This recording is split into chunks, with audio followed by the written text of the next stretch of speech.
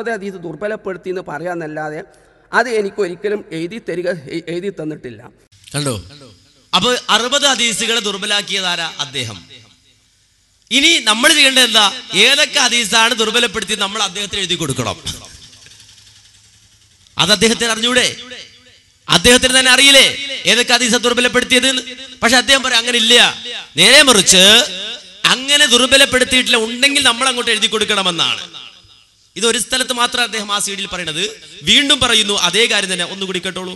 അതാ ഞാൻ അതുകൊണ്ടാണ് ഈ ഞാൻ ദുർബലപ്പെടുത്തിയ 60 ഹദീസുകൾ ഏതാണെന്ന് എഴുതി തരാൻ വേണ്ടി ഇവരോട് പറഞ്ഞിട്ട് ഇതുവരെ ഇവർ എഴുതി തരാൻ മടി കാണിക്കുന്നത്. കണ്ടോ? അപ്പോ എഴുതി തരാൻ മടി കാണിക്കുകയാണ്, നമ്മൾ എഴുതി കൊടുക്കുന്നില്ല. എഴുതി കൊടുത്താൽ അദ്ദേഹത്തെ സംബന്ധിച്ചിടത്തോളം തിരുത്തുമെന്നാണ് അദ്ദേഹം പറയുന്നത്. ഞാൻ ചോദിക്കട്ടെ, കഴിഞ്ഞ പ്രാവശ്യം ഈ മുജാഹിദ് പ്രസ്ഥാനം നടത്തിയ പരിപാടിക്കെതിരെ മറുപടി പ്രസംഗം നടത്തി ഇമാം ബുഖാരി എതിർത്തവരോട് ചോദിക്കട്ടെ, നിങ്ങൾ കഴിഞ്ഞ പ്രാവശ്യവും ബുഖാരിയുടെ ഹദീസിനെ എതിർക്കുക, എന്നാൽ നിങ്ങൾ സലാസുല്ലമിക്ക് പറയാനുള്ളതെന്ന് പറഞ്ഞ് ഇറക്കി അല്ലെങ്കിൽ നാടുനീളെ പ്രചരിപ്പിക്കുന്ന സീഡിയിൽ സലാസുല്ലമി ചോദിക്കണം ഏത് ഹദീസാ ഞാൻ എതിർത്തത്, ഏത് ഹദീസാ എതിർത്തത്, ഏതാണ് ശരി, ഏതാണ് ശരി? ഇനി അതുകൊണ്ട് മാത്രം അവസാനിക്കുന്നില്ല. അപ്പൊ സ്വാഭാവികമായും നമുക്ക് സംശയമുണ്ടാകും, അല്ല ഇതേ സുല്ലമി തന്നെയല്ലേ നേരത്തെ പറഞ്ഞത് ഞാൻ 60 ഹദീസുകൾ ദുർബലമാക്കിയിട്ട് മുജാഹിദ് പ്രസ്ഥാനത്തിന് ഏത് സുന്നത്താ നഷ്ടപ്പെട്ടത് എന്ന് ഇതേ മടവൂരി നേതാവ് തന്നെയാണല്ലോ ചോദിച്ചത്, പിന്നെന്താ ഇങ്ങനെ പറയുന്നത് എന്ന് നമ്മൾ സംശയിക്കുന്നുണ്ടാകും. അതിനും സുല്ലമി മറുപടി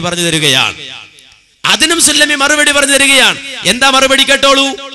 ഇനി ഞാൻ എൻ്റെ പ്രസംഗത്തിൽ പറഞ്ഞെന്തായിട്ടുണ്ടോ, ഇവർ പറയുന്നത് പോലെ ഞാൻ ബുഖാരിലെ 60 ഹദീസുകൾ സ്വയം ദുർബലപ്പെടുത്തി എന്ന് നമ്മൾ സങ്കല്പിക്കാം.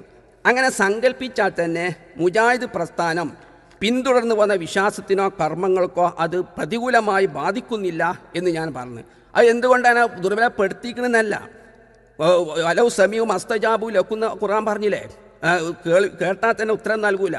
ലോകാന ഫീഹിമ ആലിയത്തുൽ അള്ളാഹ് അല്ലാതെ 2 ഇലാഹ് ഉണ്ടായിരുന്നെങ്കിൽ ഭൂമിയും ഒക്കെ കുഴപ്പത്തിൽ, ആകാശവും ഭൂമിയും കുഴപ്പത്തിലാവുമെന്ന് പറഞ്ഞ് അതൊക്കെ സാങ്കല്പിക, 2 ദൈവം ഉണ്ട് എന്നല്ല, അല്ലെങ്കിൽ മരിച്ചവർ കേൾക്കുമെന്നല്ല. അങ്ങനെ ഉണ്ടായാൽ ആ നിലക്ക് ഞാൻ പറഞ്ഞതാണ്. കണ്ടോ? അപ്പോ ദുർബലപ്പെടുത്തിയിരിക്കുന്നതല്ല, പിന്നെന്താ? അങ്ങനെ സങ്കല്പിച്ചാൽ തന്നെ 60 ഹദീസ് ഞാൻ ദുർബലപ്പെടുത്തി എന്ന് സങ്കല്പിച്ചാൽ തന്നെ, ഏതുപോലെ വലൗ സമീഉ മസ്തജാബു ലക്കും, അവർ കേട്ടാൽ തന്നെ നിങ്ങൾക്ക് ഉത്തരം തരില്ല എന്ന് പറഞ്ഞില്ലേ, അതുപോലെ ഞാൻ 60 ഹദീസുകൾ നിഷേധിച്ചു എന്ന് സങ്കല്പിച്ചാൽ തന്നെ മുജാഹിദ് പ്രസ്ഥാനത്തിന് ഏത് സുന്നത്താ നഷ്ടപ്പെട്ടത് എന്നാണ് ഞാൻ അന്ന് ചോദിച്ചത് എന്നാ. അപ്പൊ എന്ത് മനസ്സിലായി? സുല്ലമി ഒറ്റ ഹദീസും നിഷേധിച്ചിട്ടില്ല, മടവൂരികൾ ഒറ്റ ഹദീസും നിഷേധിച്ചിട്ടില്ല എന്ന്. അപ്പൊ ഇദ്ദേഹത്തിന്റെ ഫത്തുഹുൽ ബുഖാരി പരിഭാഷ പരിശോധിച്ചാൽ പല ഹദീസിന്റെയും അവസാനത്തിൽ എഴുതി കാണാൻ, ചോട്ടിൽ എഴുതി കാണാം ഈ ഹദീസ് വിമർശന വിധേയമാണ്. ബുഖാരിയുടെ പരിഭാഷ എഴുതിയിട്ട് ബുഖാരിയിലെ ഹദീസിന്റെ ആ ചുവട്ടിൽ ഇദ്ദേഹത്തിന്റെ വക എഴുതി വെക്കുമെന്ന്, ഈ ഹദീസ് വിമർശന വിധേയമാണ്, ഈ ഹദീസ് വിമർശന വിധേയമാണ്, ഇന്ന പണ്ഡിതൻ ഈ ഹദീസിനെ വിമർശിച്ചിരിക്കുന്നു, ഇങ്ങനെയൊക്കെ എഴുതി വെക്കും. അപ്പോ അതെന്തിനാ എഴുതി വെച്ചത്? എന്തിനാ അതെഴുതി വെച്ചത്? അപ്പൊ അതെഴുതി വെച്ചത് ആ ഹദീസിനെ തള്ളാനാണോ? അല്ല. ആ ഹദീസ് ദുർബലമാണെന്ന് പറയാനാണോ? അല്ല. സുല്ലമി പറയുന്നത് കേട്ടോളൂ. ഇനി ആ ബുഖാരിയുടെ പരിഭാഷയിൽ ഇതാണ് ആ 3-ാം പരിഭാഷ, 3-ാം പാളയം. ഇതിൻ്റെ മുഖദ്ദിമയിൽ ഒരു ഭാഗം കേൾപ്പിച്ചു തരാം.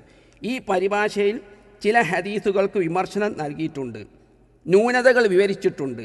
ഇത് എൻ്റെ വ്യക്തിപരമായ അഭിപ്രായമല്ല, പ്രസ്തുത പൂർവികരും ആധുനികവുമായ ചില പണ്ഡിതന്മാർക്കുള്ള വീക്ഷണം വിജ്ഞാനത്തിൽ വർധനവ് ആഗ്രഹിക്കുന്നവർക്ക് വേണ്ടി എടുത്തു കാണിച്ചതാണ്. എ അബ്ദുസലാം സുല്ലമി. മുഖദ്ദിമ ഞാൻ അവസാനിപ്പിക്കുന്നത് ഇങ്ങനെയാണ്. ഇതിൽ ഇങ്ങനെ വിമർശനം വിധേയമായ ചില വിമർശനം ഉന്നയിച്ചിട്ടുണ്ടായ ഉദ്ദേശ ലക്ഷ്യം വരെ ഞാനിവിടെ വിവരിക്കുകയുണ്ടായി. കണ്ടോ?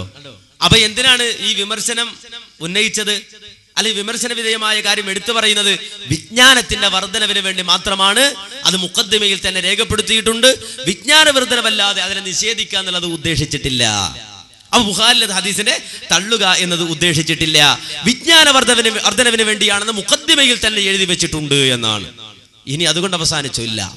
അപ്പൊ പിന്നെ ഒരു സംശയമുണ്ട്, അല്ല നിങ്ങൾ തന്നെയാണല്ലോ പറഞ്ഞു നടക്കുന്നത് ബുഖാരിയിലെ ഹദീസുകളെ പല പണ്ഡിതന്മാരും എതിർത്തിട്ടുണ്ട്. ലോകത്ത് കഴിഞ്ഞു പോയ പല മുഹദ്ദിസുകൾ തന്നെ ബുഖാരിയിലെ ഹദീസുകളെ എതിർത്തിട്ടുണ്ട് എന്ന് നിങ്ങൾ തന്നെയാണല്ലോ പറയുന്നത്. അപ്പോ അത് ശരിയാണോ? നിങ്ങൾ അങ്ങനെ ആ മുൻഗാമികൾ അല്ലെങ്കിൽ മുഹദ്ദിസുകളായ ആളുകൾ തള്ളി എന്ന് പറയുന്ന ഹദീസിനെ, ആ ഹദീസിനെയാണോ നിങ്ങൾ തള്ളുന്നത്? അപ്പൊ സുല്ലമി പറയണം അല്ല, നേരെ മറിച്ച് മുൻഗാമികളായ പൂർവസൂരികളായ മുഹദ്ദിസുകൾ തള്ളിയ ഹദീസിനെയും ഞാൻ എന്റെ കഴിവിനനുസരിച്ച് സഹിഹാക്കുകയാണ്. വളരെ പ്രധാനത്തോടെ നിങ്ങൾ മനസ്സിലാക്കണം, കഴിഞ്ഞുപോയ മുൻഗാമികളായ പൂർവസൂരികളായ ആരെങ്കിലും ബുഖാരിയിലെ ഹദീസിനെ തള്ളിയിട്ടുണ്ടെങ്കിൽ അതിനെപ്പോലെ എന്റെ കഴിവിനനുസരിച്ച് കൊണ്ട് ഞാൻ സഹിഹാക്കുകയാണ്. ഇതാണ് സുല്ലമി പറയുന്നത്. കേട്ടോളൂ ആ ഭാഗം. പിന്നെ 60 ഹദീസ് ഞാൻ പറഞ്ഞല്ലോ, ഞാൻ ദുർബലപ്പെടുത്തിയ 60 ഹദീസ് ഏതാണെന്ന് രേഖപ്പെടുത്തി എനിക്ക് തരണം. അതേ സമയത്ത് ഞാൻ വിശദീകരിച്ച് ബുഖാരിൻ്റെ 60-ലധികം ഹദീസുകൾ പൂർവികന്മാർ ഇവർ അംഗീകരിക്കുന്ന ഹാഫിലിങ്ങൾ വിമർശിച്ചതിനെ ഞാൻ എൻ്റെ കഴിവനുസരിച്ച് സ്ഥിരപ്പെടുത്തുകയാണ് ചെയ്തിട്ടുള്ളത്.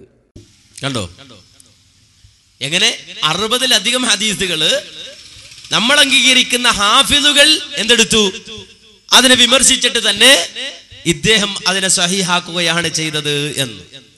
ഇത് കേൾക്കുമ്പോൾ നമ്മൾ എന്താ വിചാരിക്കുക? ഇപ്പൊ എല്ലാ പ്രശ്നവും അവസാനിച്ചില്ലേ? മുജാഹിദ് പ്രസ്ഥാനത്തിന്റെ അവസാനിച്ചു. അപ്പൊ സുല്ലമി നന്നായില്ലേ? നന്നായി. മടവൂരികൾ നന്നായില്ലേ? അത് നന്നായി എന്ന് പറയാൻ കഴിയില്ല. കാര്യം കുഴിപ്പുറത്ത് കഴിഞ്ഞ പ്രാവശ്യവും പ്രസംഗിക്കുന്നത് ബുഖാരിയിൽ വിമർശന വിധേയമായ ഹദീസ് ഉണ്ട് എന്നാണ്. മാന്യ സഹോദരങ്ങളെ, ഈ പറഞ്ഞ ഇത്രയും കാര്യങ്ങൾ സത്യസന്ധമാണോ, യഥാർത്ഥമാണോ, ഹക്കാണോ, നമ്മളൊന്ന് പരിശോധിക്കേണ്ടതല്ലേ, അന്വേഷിക്കേണ്ടതല്ലേ? ഇങ്ങനെ മാറിയാൽ അൽഹംദുലില്ലാഹ് മുജാഹിദ് പ്രസ്ഥാനത്തിന്റെ അധ്വാനത്തിന് ഫലം കണ്ടു. ഇതാണ് ശരിയെങ്കിൽ, ഇത്രയും പറഞ്ഞതാണ് ശരിയെങ്കിൽ അൽഹംദുലില്ലാഹ് ആ മാറ്റം സ്വാഗതാർഹമാണ്. മുജാഹിദ് പ്രസ്ഥാനത്തിന് സന്തോഷകരമായ ഒരു മാറ്റമാണത്. പക്ഷേ ഇവരെ സംബന്ധിച്ചിടത്തോളം ആത്മാർത്ഥമായല്ലത് പറയുന്നത്. ഈ പറഞ്ഞതെങ്കിലും കളവാണ്, പച്ചക്കള്ളം. ആളുകളെ തെറ്റിദ്ധരിപ്പിക്കാൻ, പൊതുജനങ്ങളെ തെറ്റിദ്ധരിപ്പിക്കാൻ, മാന്യത ചമഞ്ഞുകൊണ്ട് ഞാൻ ഗുണകാംക്ഷിയാണ്